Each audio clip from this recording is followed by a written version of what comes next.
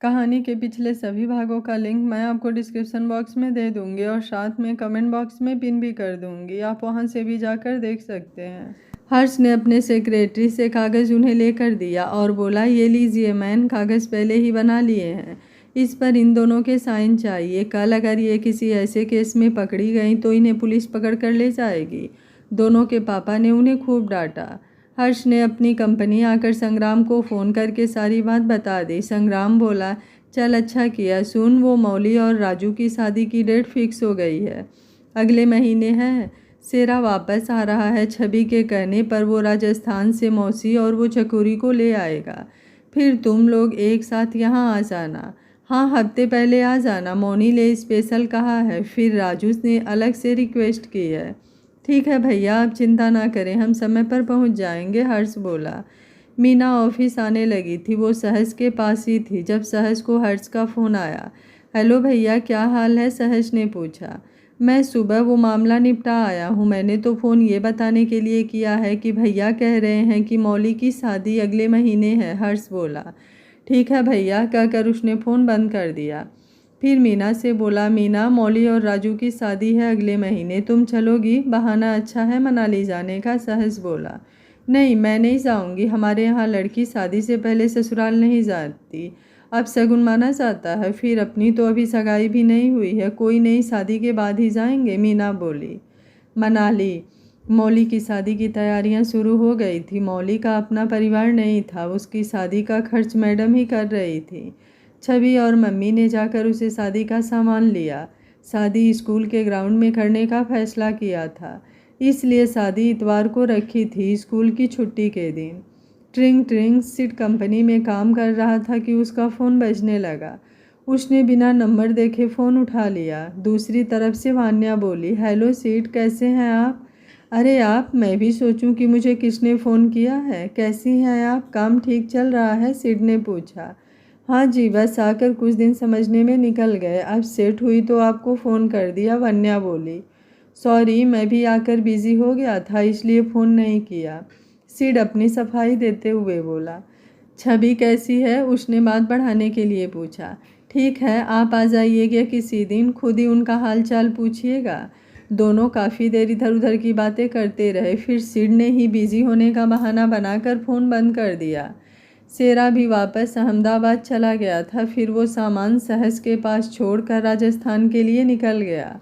वो यहाँ के काम निपटा कर राजस्थान मौसी और चकोरी को लेने चला गया। वो 2 दिन बाद वापस अहमदाबाद आ गया। वो उन्हें लेकर पहले सहज के घर ही आया। दोनों उनका घर देखकर हैरान रह गई। हाय राम मौसी, इतना बड़ा घर, महल जैसा लगता है। छवि दीदी की मिलकर उनकी बातों से बिल्कुल भी नहीं लगता कि वो इतनी अमीर होंगी, चकोरी ने धीरे से मौसी से कहा। तभी अंदर से सहस आ गया, तब उसने सहस को मौसी और चकोरी से मिलवाया। मौसी जी, थैंक यू, आपने मीना और भाभी का ध्यान रखा, सहस बोला। अरे बेटा, ऐसा क्यों कहते हो, हमने तो कुछ नहीं किया, मौसी बोली। सहस ने उन्हें अंदर लिविंग रूम में बिठाया, उनकी पूरी आवभगत की, फिर वो उसे मीना से मिलाने उसके घर ले गए। मीना के माँ ने भी उनका शुक्रिया अदा किया। फिर वो लोग रात को वापस सहस के घर आ गई। वो लोग मीना के घर खाना खा कर आए थे, वो काफ़ी लेट आए थे। अगले दिन सुबह उनकी फ़्लाइट थी, सो वो आते ही सो गए। अगली सुबह ये दोनों उठे तो रोज़ की आदत के मुताबिक मौसी ने चकोरी से कहा, छोरी जा मेरे लिए चाय लेकर आ, मेरी तो चाय के बिना आँख ही नहीं खुलती। चकोरी उठी और वो मुँह धोने बाथरूम में गई तो वो वापस भागी आई और बोली, मौसी, इनका बाथरूम देख कितना चमक रहा है, हर चीज़ एक से बढ़कर एक है, तू देख ले, मैं तो चाय पीने के बाद ही आऊँगी, कहकर मौसी फिर चादर ओढ़कर सो गई। चकोरी नहा धोकर जैसे ही बाहर निकली तो वो जल्दी जल्दी नीचे जा रही थी। वो जैसे ही सीढ़ियों की तरफ मुड़ी वो हर्ष से टकरा गई। हर्ष ने उसे पकड़ लिया, नहीं तो वो सीढ़ियों से गिर जाती। हर्ष उसे देखता ही रह गया। छोड़ो मुझे, बदतमीज़, बचाया है तो पकड़ कर ही रखोगे क्या, चकोरी बोली। अरे वाह, भलाई का ज़माना ही नहीं है, एक तो मैंने बचाया, ऊपर से ऐसे बोल रही हो, तुम हो कौन, हर्ष बोला। शुक्रिया, और वो भी तेरा, तूने जानबूझकर टक्कर मारी, तेरे कारण ही तो गिरने वाली थी। तुम जैसों को खूब जानती हो, पहले गिरा देते हो फिर बचाकर हीरो बनते हो, लुच्चा कहीं का। पीछे हट, नहीं तो मैं सहज भैया को बता दूंगी, चकोरी ने धक्का देकर हटाया और सीढ़ियाँ उतरकर किचन में चली गई। उसे देखकर लिविंग रूम में सेरा के साथ बैठे सहस ने पूछा, क्या हुआ चकोरी? मौसी ने चाय पीनी है, चकोरी बोली। सहस बोला, तुम यहाँ आकर बैठो। सहस ने उसे बिठाकर नौकर से कहा चाय बनाने के लिए। भैया, आपके घर में वो एक लुच्चा सा कौन है? उसने पहले मुझे धक्का दिया, फिर मुझे पकड़ लिया, चकोरी ने सहस को बताया। कौन? किसकी बात कर रही है तू? सहस ने पूछा। कमाल है सहस, ये है कौन? पहले तो मुझसे टकरा गई, फिर सीढ़ियों से गिरने लगी तो मैंने इसे बचाने के लिए पकड़ा।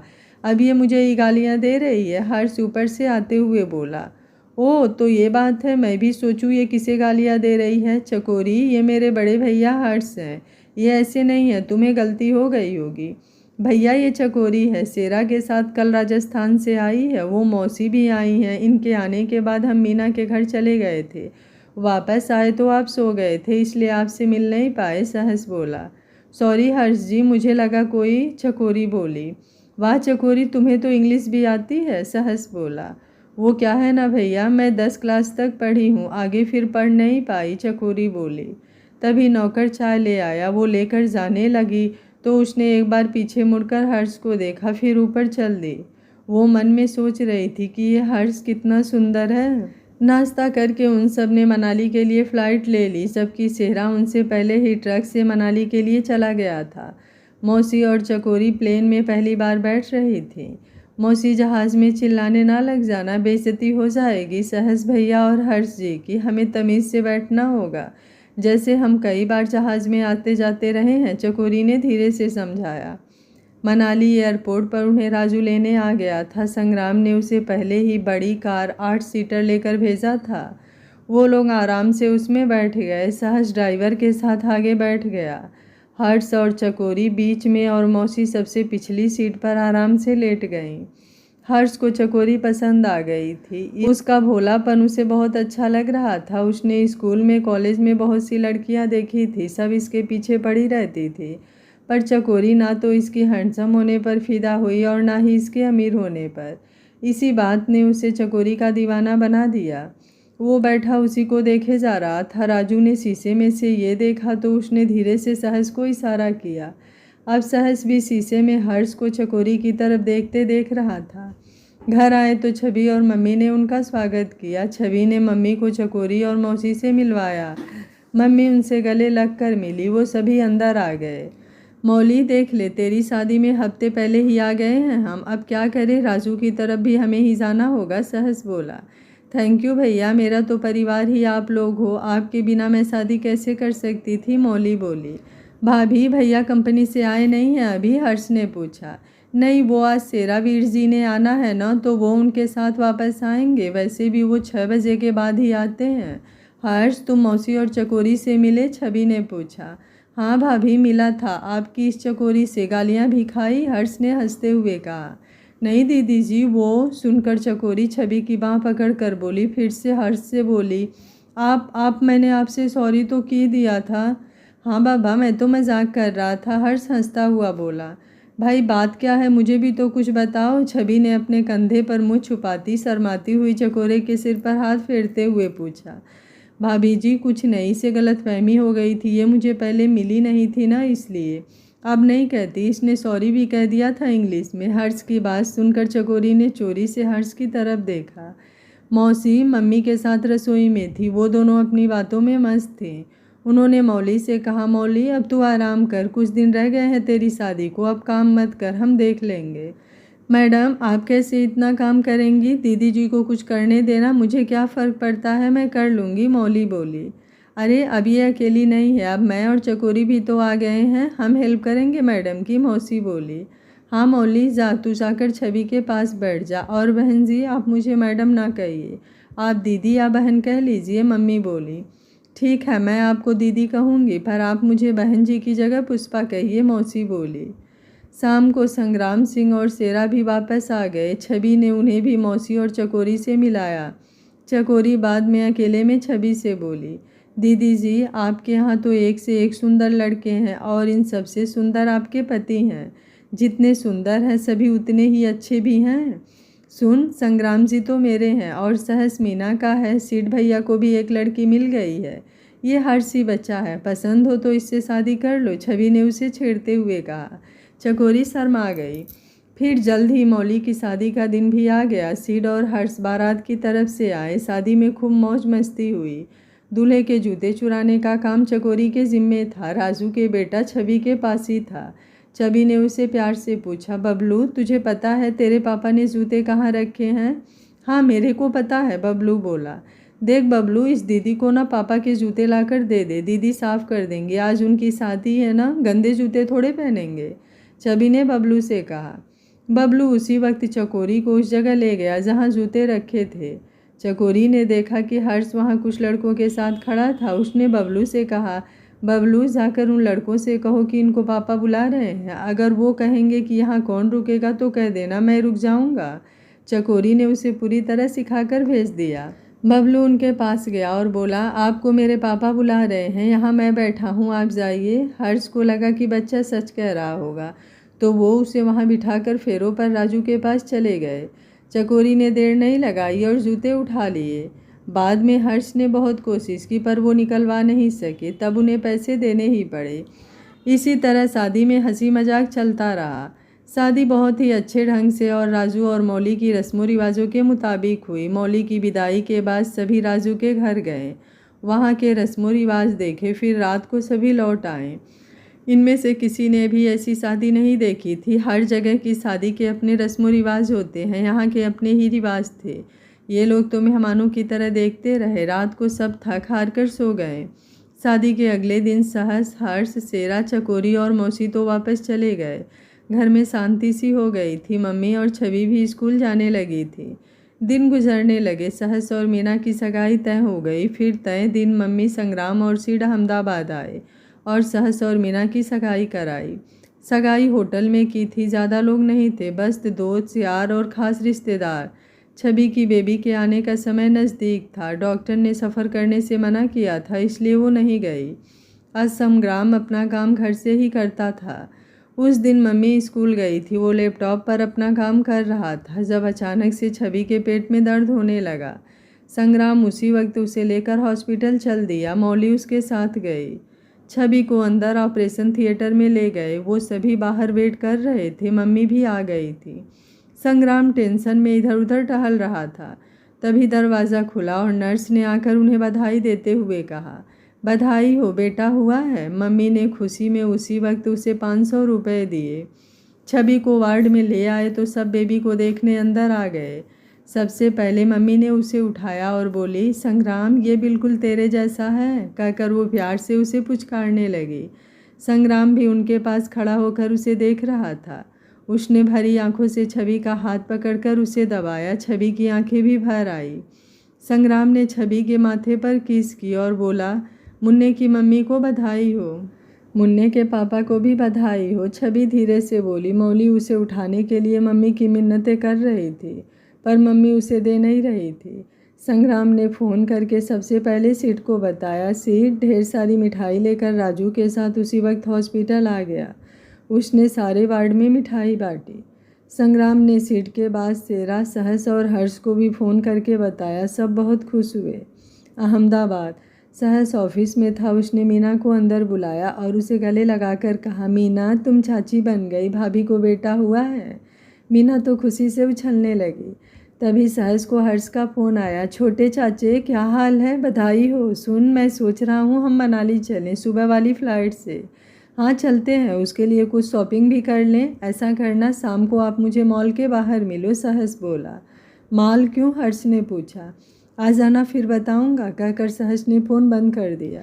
मीना, संग्राम भैया ने कहा था कि तुम्हारे घर जाकर मिठाई देकर आऊँ। अभी 1 घंटे बाद हर्ष भैया को मॉल में मिलना है, चलो हम पहले तुम्हारे घर चलते हैं, कहकर वो मीना के घर की तरफ चल दिए। वो आते हुए मिठाई भी ले आए। वो उसके घर गए तो सहस ने मीना की मम्मी को मिठाई का डिब्बा देते हुए कहा, आंटी जी बधाई हो, भैया के घर मुन्ना हुआ है। क्या, ये तो बड़ी खुशी की बात है। सहस तुम्हें भी बहुत बहुत बधाई हो। बैठो बेटा बैठो, मीना की मम्मी बोली। नहीं मम्मी जी, बैठने का टाइम नहीं है, हमने 4 बजे की फ़्लाइट लेनी है, उससे पहले कुछ खरीदारी भी करनी है। सहस बोला। हाँ बेटा जाना ही चाहिए, मीना की मम्मी बोली। मम्मी मैं भी जाऊँ, मुझे भी छवि का बेबी देखना है, मीना बोली। ऐसा करते हैं बेटा, इन्हें आज जाने दो, हम लोग 1-2 दिन बाद जाएंगे। फिर सहज की तरफ देखकर बोला, ठीक है सहज, तुम लोग वहाँ कितने दिन रहोगे? मम्मी जी हफ्ता तो रुकेंगे ही, उसके साथ खेलना जो है 1-2 दिन तो बात बनेगी नहीं, सहज सोचते हुए बोला। फिर सहज उन्हें बाय कहकर वहाँ से मॉल के लिए निकल पड़ा। वो मॉल पहुंचा तो हर्ष पहले से ही वेट कर रहा था। दोनों अंदर गए तो सहस उसे बच्चों वाले सेक्शन में ले गया। उन्होंने छोटे से बच्चे के लिए ढेरों जोड़ी कपड़े, जूते और खिलौने लिए। उनके पास बहुत सामान हो गया था। भैया इतना सामान प्लेन में तो जाएगा नहीं, क्यों ना हम कार से चले, अभी 2 बजे हैं, शाम तक पहुंच जाएंगे, क्या ख्याल है? सहस बोला। हाँ यार, आइडिया तो अच्छा है, चल फिर चलते हैं। भैया की लैंड रोवर निकालते हैं, आखिर वो किस दिन काम आएगी? हर्ष बोला। हाँ वो ठीक रहेगी, पर भैया को फ़ोन मत करना, आए तो उठाना भी मत, पहुँच कर ही बताएंगे, नहीं तो वो कहेंगे कि तुम लोग अभी छोटे हो, प्लेन से आओ। कहकर सहज ने कुछ सामान अपनी कार में रखा, बाकी हर्ष की कार में। फिर दोनों घर आ गए। उन्होंने घर आते ही सबसे पहले गैराज में खड़ी लैंड रोवर निकाली और सारा सामान उसमें रखा। फिर जल्दी जल्दी बैग पैक करके रख दिया और अगली सुबह वो कार लेकर चल दिए। मनाली, छवि और बेबी बिल्कुल तंदुरुस्त थे तो संग्राम ने डॉक्टर से उनकी छुट्टी करा ली। वो लोग शाम को घर आ गए। मौली और मम्मी ने पहले ही आकर कमरा सेट कर दिया था। सेरा मनाली में ही था। वो छवि के लिए कपड़े और बेबी के लिए कपड़े और खिलौने लेकर आया। अगले दिन घर आकर छवि और बेबी आराम कर रहे थे और सीट, सेरा और संग्राम बाहर बैठे बातें कर रहे थे। तभी सहस और हर्ष वहाँ आ गए। सभी उन्हें देखकर हैरान हो गए, लेकिन जब सहस और हर्ष कार से खिलौने निकाल कर अंदर लाए तो सबके मुंह खुले के खुले रह गए। ये क्या, तुम सारी दुकान ही उठा लाए? और ये कार किससे पूछ कर ली? तुम्हें मना किया था ना कि इस तरफ कार में नहीं आना, ये पहाड़ी इलाका है, यहाँ रास्ता इतना खतरनाक है। अभी तुम छोटे हो, अगर कुछ हो जाता तो? संग्राम चिंता के कारण गुस्सा करने लगा। भैया हम ठीक ठाक आपके सामने हैं ना, हम ध्यान से चला कर लाए हैं। बाकी रही सामान की बात, वो असल में हमें समझ नहीं आ रहा था कि हम कौन सा ले और कौन सा छोड़े, हमें सारे ही अच्छे लग रहे थे। और भैया ये कपड़े और जूते हैं, देखो कितने प्यारे हैं, छोटे छोटे से। हर्ष बोला। अरे यार, ये तो इसके ज़माने तक के खिलौने हो गए हैं, अब इसे कॉलेज तक किसी खिलौने की ज़रूरत ही नहीं पड़ेगी। सिड हंसते हुए बोला। बेबी दिन भर सोता रहा और रात को खेलने लगा तो संग्राम सहज को फ़ोन करके बोला, चारों आ जाओ और पकड़ो अपने लाडले को, जब से आए हो खिलाना है लगा रखी है। अब जाग रहा है, खिला लो जितना खिलाना है, तब तक छवि भी थोड़ा रेस्ट कर लेगी। वो चारों सामने वाले घर में थे। संग्राम का फ़ोन आते ही सहज ने अपने साथ सोए सेरा को जगाया, फिर साथ वाले कमरे में जाकर हर्ष और सीट को भी जगाया और उन्हें लेकर सामने वाले घर में आ गया। संग्राम बेबी उन्हें पकड़ा कर खुद सामने सोफे पर लेट गया। वो लोग उसे बारी बारी से खिलाते रहे। वो थक कर भूख से रोने लगा तो संग्राम उसे छवि के पास ले गया। तब वो सभी वापस अपने घर चले गए। एक बेबी ने सबको बिजी कर दिया था। अगले दिन कोई काम पर नहीं गया। सभी उसके आसपास इकट्ठा हो रखे थे। कोई कुछ कहकर बुला रहा था तो कोई कुछ। अरे तुम लोग कैसे इसे घेरे खड़े हो? अभी तो ये बहुत छोटा है, अभी इसे कुछ पता नहीं है, ये तो सिर्फ रंग ही देख सकता है, ये बातों को धीरे धीरे समझने लगेगा, मम्मी बोली। लेकिन वो लोग ये कहाँ सुनने वाले थे। वो उसे ऐसे ही बुलाते। अगर वो कोई आवाज़ निकलता तो वो अपने अपने मतलब निकाल लेते। हर्ष कहता ये चाचू कह रहा है और सेरा कहता मामू कह रहा है। सहज कहता ये मेरा नाम पुकार रहा है। संग्राम और छवि उन्हें देखकर हंसे जा रहे थे। सिड भैया, हॉस्पिटल में आपकी वन्या मुझे मिलने आई थी। अब सारे इकट्ठे हुए हैं तो उसे भी बुला लो, बाकी सब भी मिल लेंगे। छवि ने जानबूझकर बात छेड़कर एक तीर छोड़ा और तीर सीधा निशाने पर लगा। हर्ष और सहज के कान खड़े हो गए।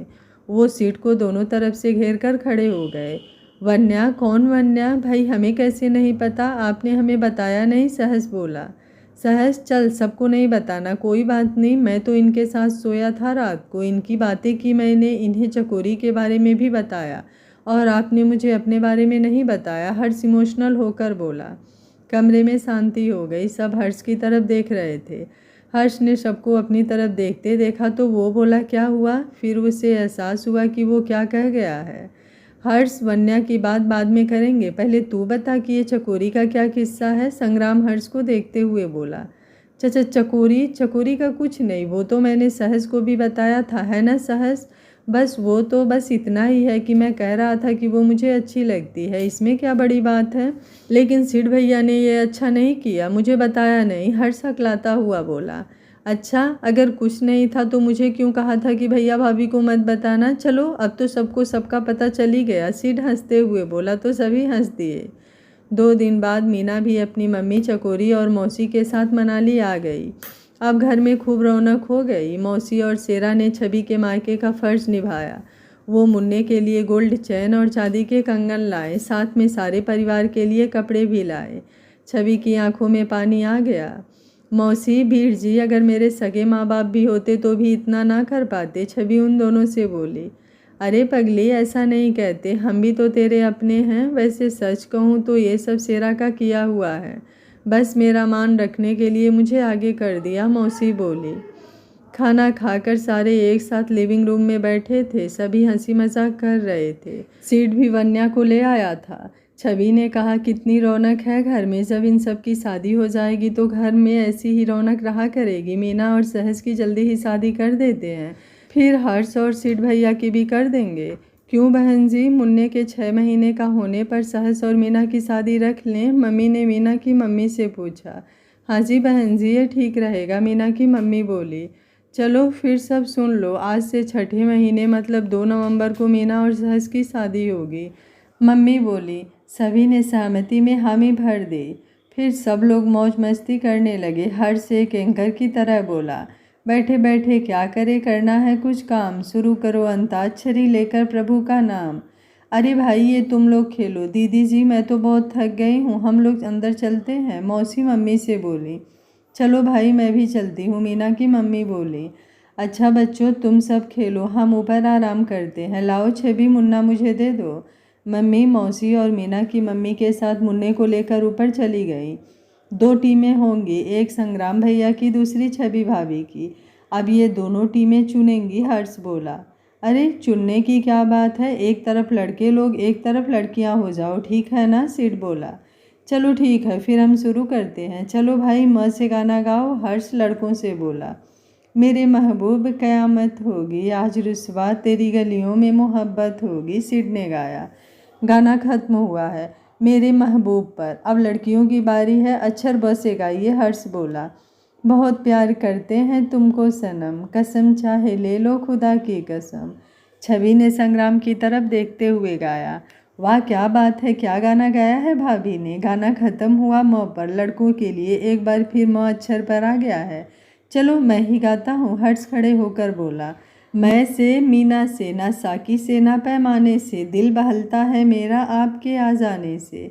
हर्ष ने चकोरी की तरफ हाथ करके डांस करते हुए गाया। चकोरी शर्मा गई। फिर वो खुद ही एंकर बनकर खुद अपनी ही तारीफ करने लगा।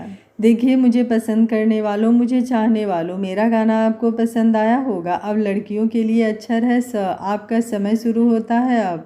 वो घड़ी देखते हुए बोला। सभी कभी उसे तो कभी चकोरी को देख रहे थे। वो शर्माकर धरती में घड़ी जा रही थी। भैया, समय की बात नहीं हुई थी, ये चीटिंग है, मीना बोली।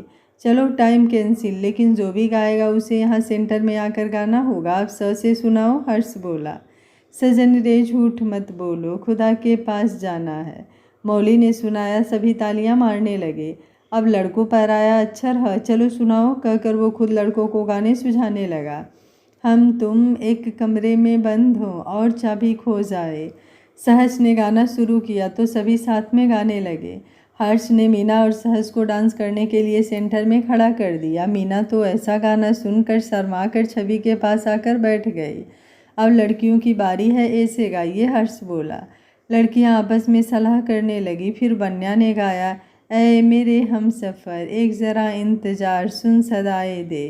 हर्ष ने देखा कि वन्या गाना गाने आई है तो उसने सिड के कान में कहा, सिड भैया आगे चले जाइए, नहीं तो मैं चला, मुझे ये भी चलेगी। सिड ने उसकी बाँह पकड़कर उसे नीचे बिठा दिया और खुद खड़ा हो गया। जब वन्या गा रही थी तो वो पास ही खड़ा रहा। अब लड़कों पर आया अक्षर क और ये सुनाएंगे सिड भैया। आप भी यहीं रुकिए। हर्ष ने सिड और वन्या को वहीं रोक दिया। कभी कभी मेरे दिल में ख्याल आता है, सिड ने जैसे ही गाया सब हुटिंग करने लगे। अब रह गई चकोरी और अक्षर आया है ह। चलिए सुनाइए गाना।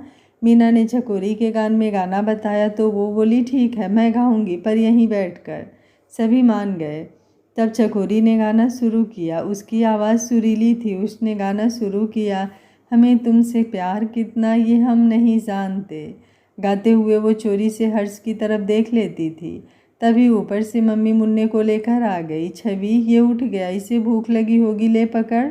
छवि ने उसे पकड़ा और अपने कमरे में जाने लगी तो बाकी तीनों भी उसके साथ जाने लगी। तो छवि बोली, तुम लोग खेलो, मैं चली जाऊंगी। कहकर छवि ने उन्हें रोक दिया। वो अकेली जा रही थी कि संग्राम उठकर उसके पीछे चल दिया तो लड़के हुटिंग करने लगे। संग्राम ने पीछे मुड़कर उनकी तरफ घूर कर देखा तो सभी चुप होकर आपस में बातें करने का नाटक करने लगे। संग्राम के चेहरे पर स्माइल आ गई। 6 महीने बाद मीना और सहज की शादी थी। शादी अहमदाबाद में ही हो रही थी। उन्होंने तय किया था कि शादी 1 हफ्ते बाद मनाली में रिसेप्शन दे देंगे। अरे भाभी, संगम किसके पास है? उसे घोड़ी दिखानी है, हर्ष ने छवि से पूछा। हर्ष, शादी को तो अभी 2 दिन पड़े हैं, तुम घोड़ी आज ही ले आए। बाकी वो संगम का मुझे पता नहीं कहाँ होगा। सुबह से कभी किसी के पास तो कभी किसी के पास, कभी कोई उठा ले जाता तो कभी कोई। मेरे पास तो भूख लगने पर ही आता है, छवि बोली। उसे लड़कियों के बीच ढूंढता हूँ। वो क्या है ना, हम मेहता खानदान के लड़के हैंडसम ही इतने हैं कि हर लड़की हम पर लट्टू हो जाती है। कहकर हर्ष वहाँ से भाग लिया। उसने देखा कि संगम चकोरी के पास था। वो उसके पास गया और उसके नज़दीक होकर बोला, सारा प्यार भतीजे पर ही लुटा दोगी? कुछ चाचे के लिए भी रख लो। हाय राम, आप यहाँ? चकोरी हर्ष को देखकर घबरा गई। मैं इसे लेने आया हूँ, इसे घोड़ी दिखा दूँ? उसने संगम की तरफ इशारा करके कहा। चकोरी ने उसे संगम को पकड़ा दिया। छवि दूर से उन्हें देख रही थी तो उसके दिमाग में एक बात आई। वो अंदर मम्मी के पास आई। मौसी भी वहीं थी। उसने संग्राम और शेरा को भी वहाँ बुला लिया। बात क्या है, सब ठीक है? संग्राम ने आते ही पूछा। अरे नहीं, कुछ नहीं हुआ। मैंने तो आप सबको इसलिए बुलाया कि मेरे मन में एक ख्याल आ रहा है कि अब सहज की शादी तो हो ही रही है, क्यों ना हर्ष और चकोरी की शादी भी साथ में ही करा दें। अब हर्ष भी सेट हो गया है, फिर सहज की शादी के बाद उसके साथ देने वाला भी कोई हो जाएगा, छवि बोली। अरे वाह, ये तो बहुत अच्छा आइडिया है। शेरा, क्या ख्याल है? और मौसी आप बताओ, संग्राम ने पूछा। अरे बेटा, मैंने क्या कहना है, तुम लोगों की अपनी है, जो चाहे कर लो। मुझे तो दिन रात इसकी चिंता रहती थी कि इस गरीब से कौन शादी करेगा। अब इतने बड़े घर बार में शादी का तो हम सपना भी नहीं देख सकते। हमारे लिए तो आप भगवान हो, मौसी भरी आंखों से बोली। शेरा ने भी हामी भरी।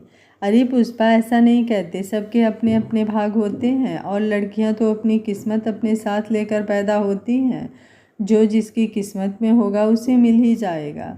मम्मी बोली, ये तय हो गया कि सहज की शादी के साथ ही हर्ष की शादी भी होगी। छवि बेटा, कल सिड के मम्मी पापा भी आएंगे। मैंने तुम्हें बताया था ना कि हम सहज की सगाई पर उनसे मिलने गए थे।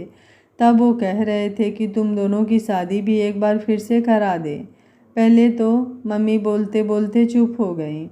ये ठीक है मम्मी जी, मैं भी ये बात कई बार सोचता हूँ कि छवि के साथ धूमधाम से शादी करूँ। हर लड़की का सपना होता है अच्छी शादी का। मैं छवि के लिए ये शादी उसके सपने सा बनाऊँगा। संग्राम छवि के कंधे पर हाथ रखते हुए बोला। लेकिन अगर शादी तीनों की एक साथ हुई तो काम कौन देखेगा? छवि बोली। हाँ बेटा, छवि ठीक कह रही है, 2 शादियाँ होने से काम भी बढ़ जाएगा। मैंने भी ये बात सोची थी, पर तुम्हारी खुशी के कारण चुप थी। कहीं तुम ये ना समझो कि मैं तुम्हारी खुशी नहीं चाहती, पर मेरी बहू बहुत ही सयानी है, मम्मी बोली। संग्राम जी, कोई बात नहीं, हम जैसे हैं ठीक है, कोई बात नहीं, लेकिन हर्ष और चकोरी से तो पूछ लें। छवि ने संग्राम के उतरे चेहरे को देखकर कहा। संग्राम ने उन दोनों को और सहज को भी बुलाया। हर्ष, हमने तय किया है कि कल सहज और मीना के साथ ही तेरी और चकोरी की शादी भी करा देते हैं। क्यों, क्या ख्याल है? छवि ने हर्ष और चकोरी से पूछा।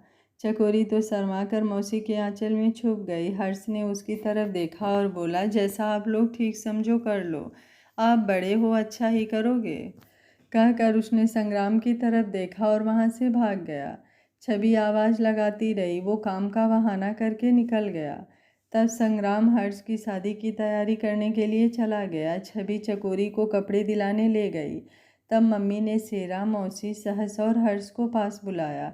देखो, मेरे मन में एक बात है, इनकी शादी 2 दिन बाद है। मैं चाहती हूँ क्यों ना हम कल संग्राम और छवि की शादी करा दें। हम उन्हें बताएंगे नहीं, चोरी से उन्हें गुरुद्वारे ले जाकर उनकी शादी करा देते हैं। देख, ये दोनों हम सबके लिए कितना कुछ करते हैं, पर इनकी शादी का किसी को ख्याल नहीं। मम्मी बोली। हाँ मम्मी जी, भाभी जब से इस घर में आई हैं उसे एक वस्तु से ज़्यादा कुछ नहीं समझा गया। यहाँ तक कि संग्राम भैया ने भी उसे बहुत दुख दिए। आपने ये बहुत अच्छा सोचा है। सहस, मेरे दिमाग में एक प्लान है, सुनो। सभी आगे को होकर सुनने लगे। अरे वाह, क्या आइडिया है। मैं भी मीना को फ़ोन करता हूँ। मम्मी, आप संग्राम भैया को समझाओ, कहकर सहस ने मीना को फ़ोन किया। हेलो सहस, क्या बात है। जनाब, आपसे कहा था कि शादी तक ना फ़ोन ना मिलना। मीना बोली। अरे सुनो तो सही, हमने तय किया है कि अपनी शादी से पहले कल को संग्राम भैया और छवि भाभी की शादी करा देंगे। तुम भाभी को फ़ोन करके कहो कि तुम्हारी मम्मी ने कहा है कि उनके घर की कोई रस्म है जिसके तहत कल 10 बजे दूल्हे के भाई भाभी को दूल्हा दुल्हन के रूप में गुरुद्वारे आना है। रस्म वहीं अदा होगी। तुम अपने मम्मी पापा को भी समझा देना और कल 10 बजे गुरुद्वारे उनके साथ पहुंच जाना। मीना सारी बात समझ गई थी। सब वहीं बैठे थे। सहस संग्राम को बुला लाया। मम्मी ने संग्राम को बताया, संग्राम, वो मीना की मम्मी का फ़ोन आया है। वो कह रही थी कि उनके यहाँ एक रस्म होती है जो लड़के के माँ बाप अदा करते हैं। अगर माँ बाप में से कोई एक नहीं है तो बड़ा भाई और भाभी को अदा करनी है। तुम लोगों को दूल्हा दुल्हन की तरह सज कर 10 बजे गुरुद्वारे जाना है, वहीं सारी रस्म होगी। मम्मी ने डरते डरते कहा। मम्मी, आपने तो मुझे डरा ही दिया था। मैंने सोचा कि पता नहीं क्या हो गया। मीना की मम्मी ने पता नहीं क्या कह दिया। छवि चकोरी को लेकर गई हुई है, उसे फ़ोन करके बता देता हूँ। अपने लिए भी लाल जोड़ा ले लेगी, संग्राम बोला। तो सबने चैन की सांस ली। उन्हें डर था कि कहीं संग्राम को पता न चल जाए। संग्राम ने उसी वक्त छवि को फ़ोन किया। छवि ने उसका नाम देखकर फ़ोन उठा लिया। हेलो संग्राम जी, क्या हुआ। संगम तंग तो नहीं कर रहा। बस थोड़ा सा वक्त और लगेगा, आते हैं हम। अरे संगम कुछ नहीं कर रहा, वो तो मस्त है। असल में मीना की मम्मी ने कल कोई रस्म करनी है, उसमें हमें दूल्हा दुल्हन के रूप में जाना है। मेरे पास तो सूट है, तुम अपने लिए एक लाल सूट ले लेना। आराम से आना, कोई जल्दी नहीं है। संगम को हम संभाल लेंगे, कहकर उसने फ़ोन बंद कर दिया। छवि सोच में पड़ गई। अब चकोरी के कपड़ों की चिंता थी, अब अपनी होने लगी। एक रात में कौन सेट करके देगा। उसने एक लहंगा चोली पहन कर देखे, ये सभी सेमी स्टिच्ड थे। उसने साप वाले से कहा, इसे आज रात तक तैयार कर दोगे। छवि ने चिंता में पूछा। मैडम, रात तक? चलो ऐसा करते हैं, रात 10 बजे तक कर देंगे, ठीक है, शॉप वाले ने पूछा। ठीक है, ये हमारा एड्रेस, आप पहुंचा दोगे। छवि ने एड्रेस लिख कर देते हुए कहा। अरे मैडम, आप मेहता टेक्सटाइल्स वालों के घर से हैं, आपने पहले क्यों नहीं बताया। आप चिंता ना करें, हम पहुंचा देंगे, वो एड्रेस देख कर बोला। छवि को थोड़ी शांति मिली। वो लोग अभी मॉल में ही थे कि मीना का फ़ोन आ गया। हेलो छवि, मम्मी ने एक और रस्म बता दी है। यार, इन लोगों ने पता नहीं मेरी शादी करनी भी है या नहीं। सुन, जीजा जी नाराज़ तो नहीं हुए ना। देख, उन्हें प्यार से मना लेना, मेरी शादी का सवाल है। सच, मम्मी कह रही थी कि तुम दोनों। कोई नहीं मीना, मुझे इन्होंने बता दिया था, ये तैयार है। हमारे लिए तुम्हारी शादी ज़रूरी है तो हम हर रस्म करने को तैयार हैं, छवि बोली। हाँ मेरी जान, मुझे पता है तू तो मान ही जाएगी, पर जीजा जी का थोड़ा डर था, इसलिए फ़ोन किया था। अच्छा, कल मिलते हैं, मीना बोली। अगले दिन छवि और संग्राम को दूल्हा दुल्हन के रूप में तैयार हुए। दोनों बहुत सुंदर लग रहे थे। संग्राम ने छवि को देखा तो देखते ही रह गया। वो लाल जोड़े में बहुत ही सुंदर लग रही थी। संग्राम उसके पास आया और उसके कान में कहा, गजब ढा रही हो, सच में बहुत ही प्यारी लग रही हो, बिल्कुल वैसी ही जैसी शादी के दिन लग रही थी। इसी तरह लाल जोड़े में अपनी शादी में भी यही रंग पहनना, संग्राम बोला। संग्राम भी, आप भी इस लाल पगड़ी में बहुत जच रहे हो, छवि मुस्कुराते हुए बोली। भैया जल्दी चलो, मम्मी बुला रही हैं। हर्ष संग्राम को बुलाकर ले गया। मम्मी ने पूजा का थाल लिया हुआ था, उसने संग्राम की आरती उतारकर टीका लगाया। संग्राम ने छवि को आवाज़ दी और बाहर आ गया। हर्ष पहले ही कार लिए खड़ा था। संग्राम आगे बैठ गया, पीछे सहस और मम्मी बैठ गए। मम्मी ने संगम को उठा रखा था। चलो हर्ष, छवि चकोरी और मौसी के साथ सेरा की कार में आ जाएगी, मम्मी बोली। मम्मी, मौली नहीं आई? सहज ने मम्मी से धीरे से पूछा। वो पीछे राजू की कार में राजू और उसके परिवार के साथ आ रही है। कुछ ही देर में वो लोग वहाँ पहुँच गए। मीना और सीड अपने मम्मी पापा के साथ पहले ही वहाँ थे। कार के आते ही वो लोग उन्हें आदर से अंदर ले आए। संग्राम अंदर आया और माथा टेक कर बैठ गया। सीड ने उसे वहाँ से उठा था, गुरु ग्रंथ साहिब के आगे बिठा दिया। हर्ष ने आकर संग्राम के गले में नोटों का हार डाल दिया। संग्राम कुछ पूछता उससे पहले ही चकोरी और मीना छवि को लेकर आई और उसे संग्राम की बाई तरफ बिठा दिया।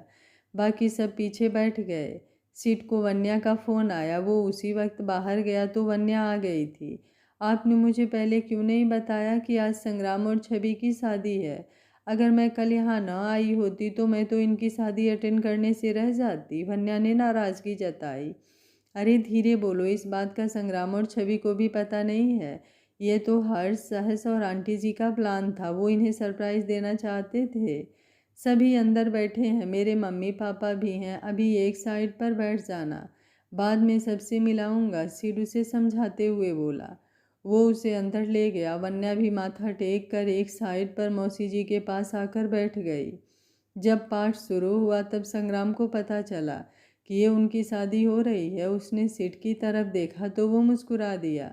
छवि राजस्थान की थी और उसने कभी कोई पंजाबी शादी नहीं देखी थी, तो उसे पता ही नहीं था कि ये क्या हो रहा है।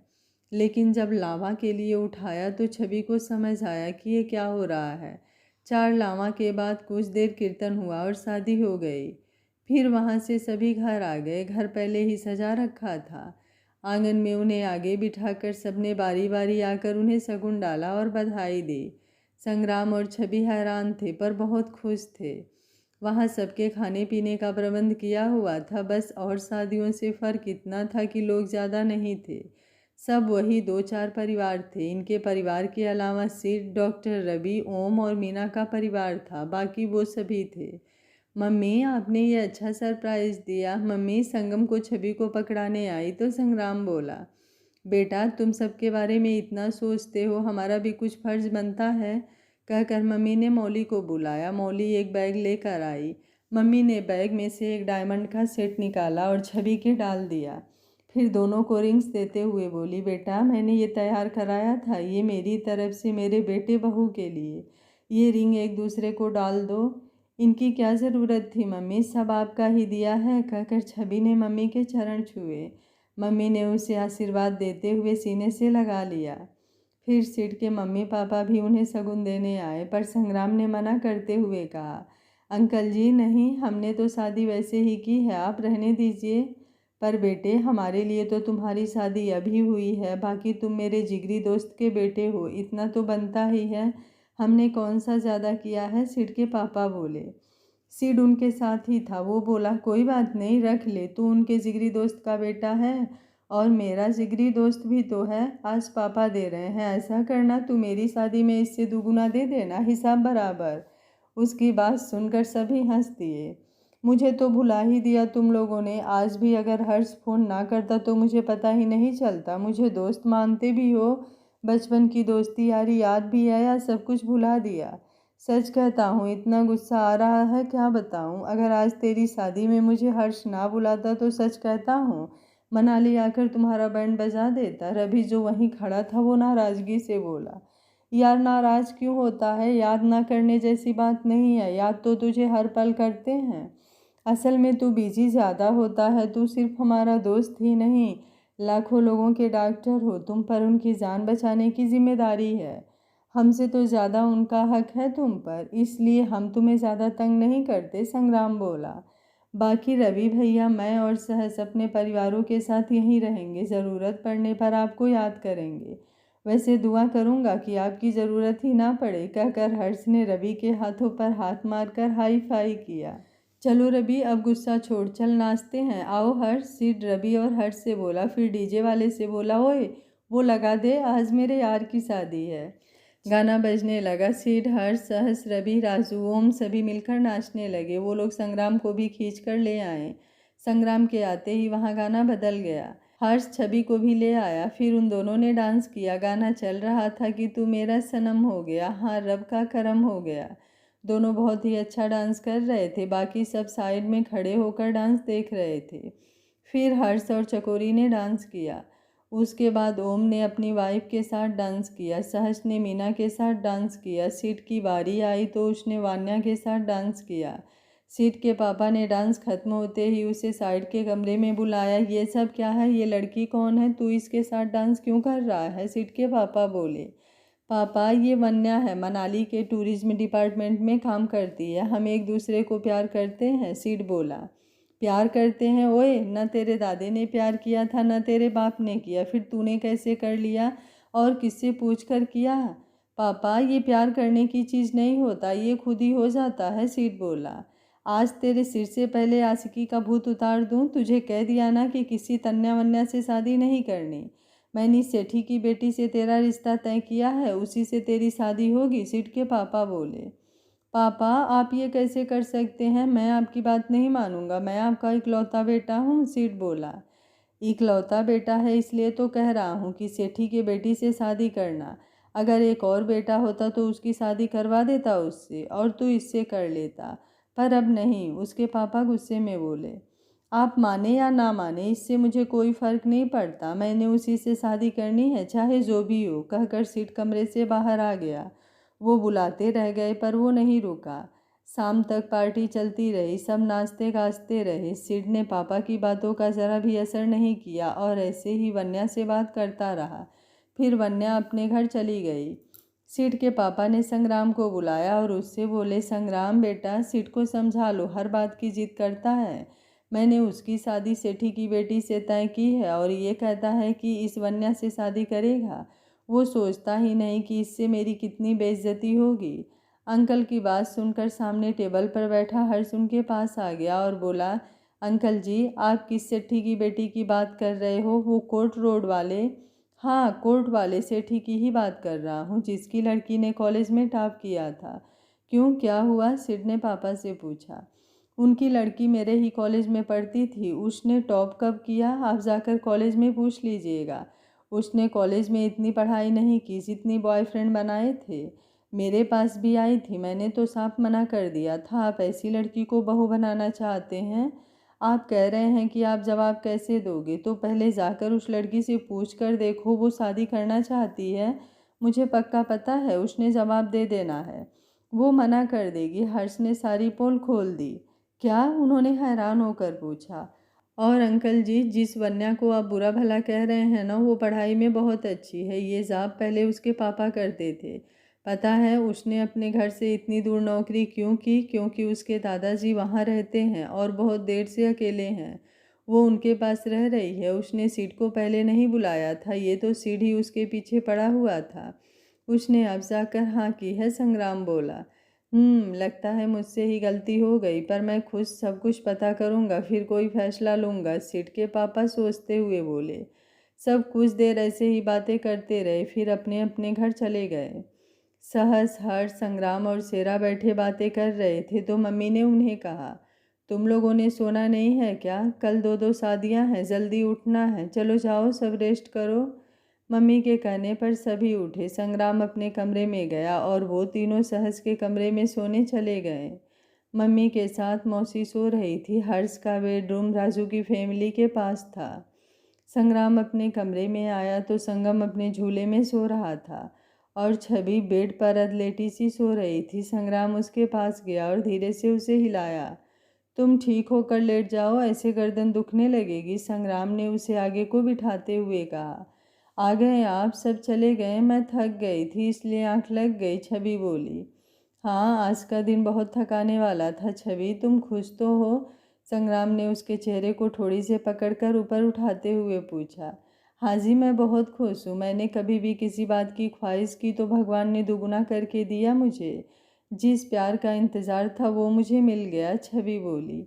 ये लो, आज अपनी शादी हुई है, कोई तोहफा देना तो बनता है। संग्राम ने उसे एक गिफ्ट पैक दिया और बोला।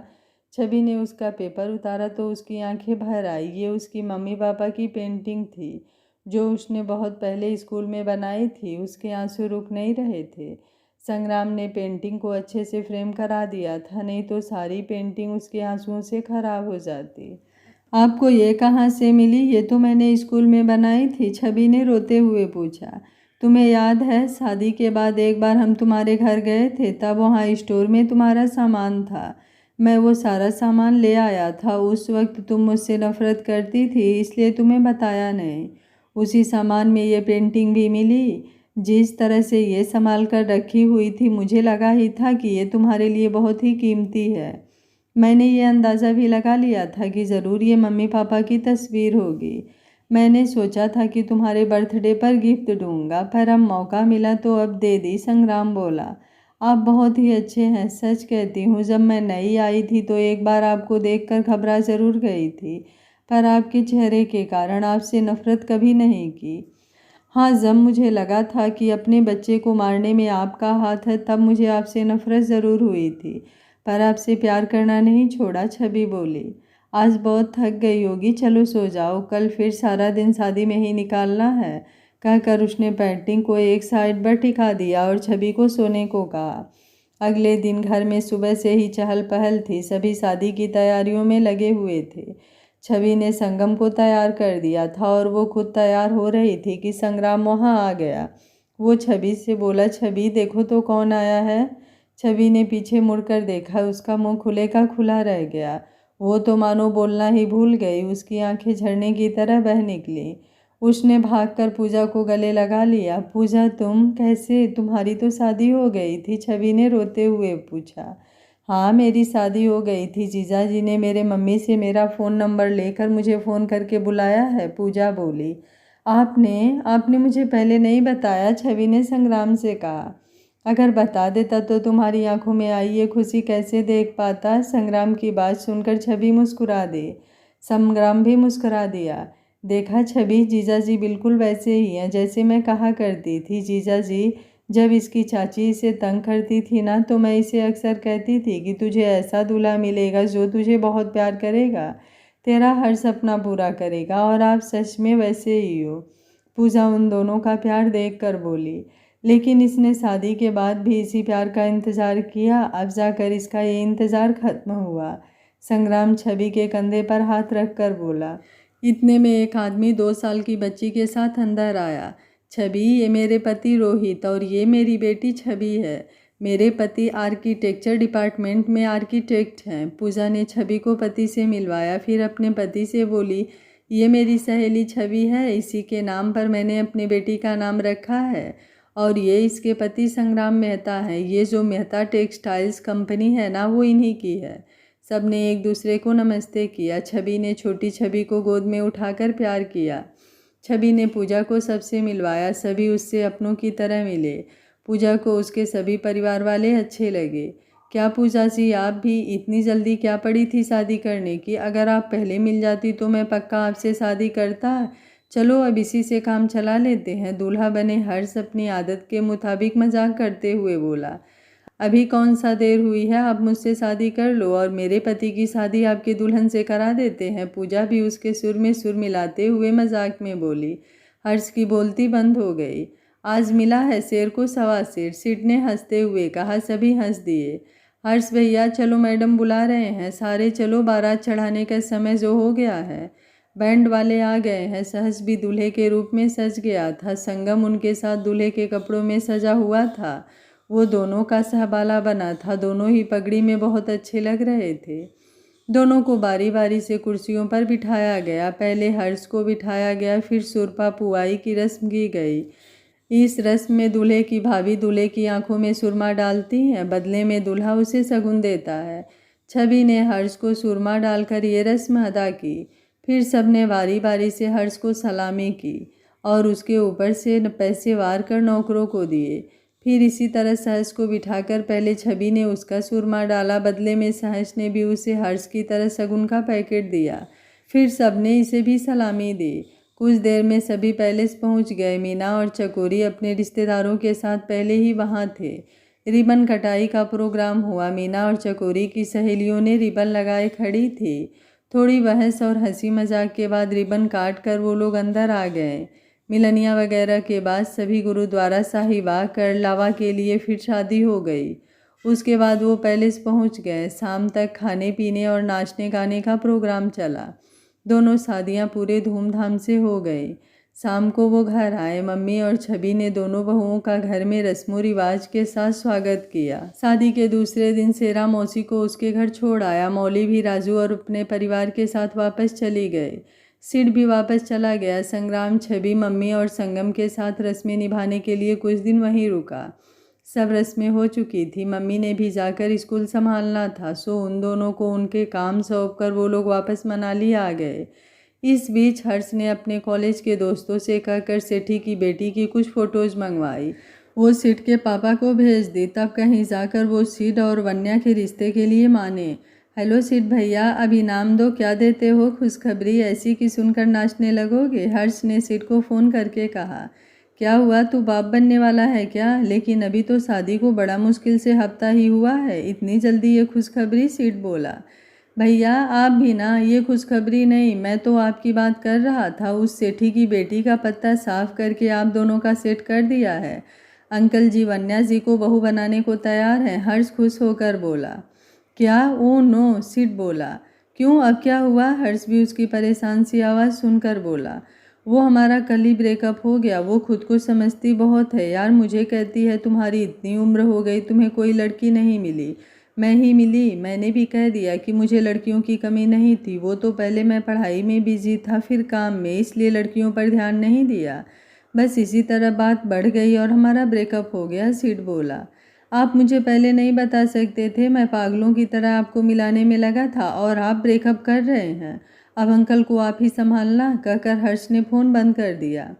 संग्राम उसी वक्त उसके कमरे में आया था। उसने सिड की शक्ल देखकर पूछा, क्या हुआ? ये रोनी सूरत क्यों बना रखी है? यार हर्ष का फ़ोन था, कह रहा था पापा वन्या से शादी के लिए मान गए हैं। सिड बोला।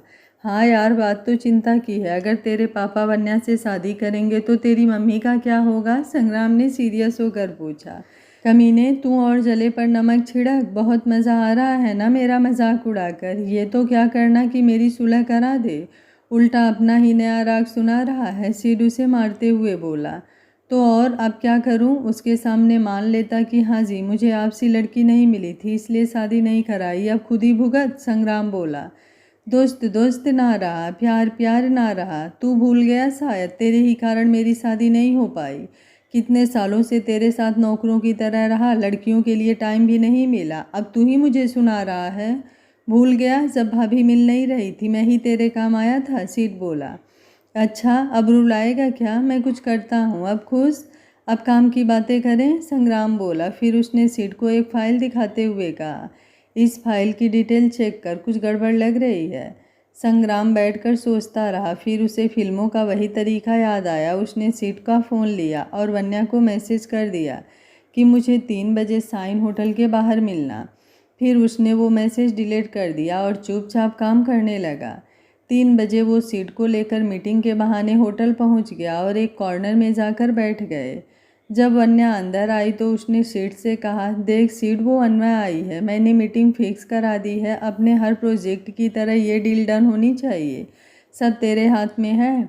मैं चलता हूँ, कहकर संग्राम वहाँ से चला आया।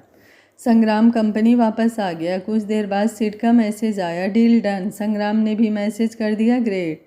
मम्मी स्कूल जाने लगी थी। छवि संगम के कारण घर पर ही रहती थी। अभी मम्मी की असिस्टेंट का सारा काम वो ही संभालती थी।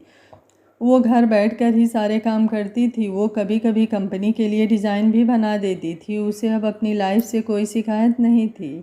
एक दिन संगम को सुलाकर वो पुरानी एल्बम में फ़ोटोज़ देखते हुए अपने पुराने दिनों को याद करने लगी। ये उसके बचपन की यादगार थी जो संग्राम उसके चाचा से ले आया था। उसे याद आया कैसे उसकी मम्मी उससे प्यार किया करती थी, कैसे मम्मी के जाने के बाद उसकी ज़िंदगी बदल गई। वो चाची का हर समय उसे डांटना मारना और चाचा का बचाना, पता नहीं अब चाचा कैसे होंगे। फिर उसे अपने पापा की मौत याद आई। मौत के साथ ही उसकी संग्राम से शादी याद आ गई। एक एक सीन फिल्म की तरह उसकी आंखों के आगे आने लगा। संग्राम ने उसे कितना सताया, कितना दर्द दिया, कितना रोई थी वो, सोच की उसकी आंख भर आई। क्या हुआ छवि? संग्राम ने उसे रोते हुए देख पूछा। अरे आप इस वक्त क्या हुआ? छवि उसे इतनी जल्दी घर आए देख हैरान हो गई। उसने संग्राम से पूछा, ये मैं तुमसे पूछता हूँ, पता है कितनी बार फ़ोन किया, तुम्हारा फ़ोन बजे जा रहा था, तुमने उठाया ही नहीं, मैं घबरा गया। मैंने मौली को फ़ोन किया तो पता लगा वो राजू के साथ बेटे के स्कूल गई है। कंपनी से जैसे तैसे घर आया, अपनी चाबी से दरवाज़ा खोला तो तुम्हें यूँ रोते देख पता है मैं कितना घबरा गया। बात क्या है? संग्राम बोलता चला गया। ओह सॉरी, वो संगम को सुला रही थी तो फ़ोन साइलेंट पर कर दिया था। उसे सुला कर खुद एल्बम देखने बैठ गई। बस पुराने दिनों को याद करके रो रही थी, छवि बोली। संग्राम ने छवि को गले लगा लिया और बोला, छवि बीते वक्त की तरह बीती पूरी बातों को भुला दो। बस उन पलों को याद रखो जो हमें खुशी देते हैं। जो पल हमें खुशी ही नहीं दे पाए, हम उन्हें अपने आंसू क्यों दें? क्यों उनको याद करके अपना आज भी बिगाड़ें? इसलिए अब से बस खुश रहना, हमेशा खुश रहना है, कहकर संग्राम ने उसका माथा चूम लिया। आज इस कहानी का आखिरी भाग था। उम्मीद करती हूँ आप लोगों को पसंद आया होगा। अब तेरे प्यार में कहानी रेगुलर आएगी और तेरे प्यार में कहानी को भी सपोर्ट और अपना प्यार दीजिए। Thank you for watching. मिलते हैं दूसरी कहानी में।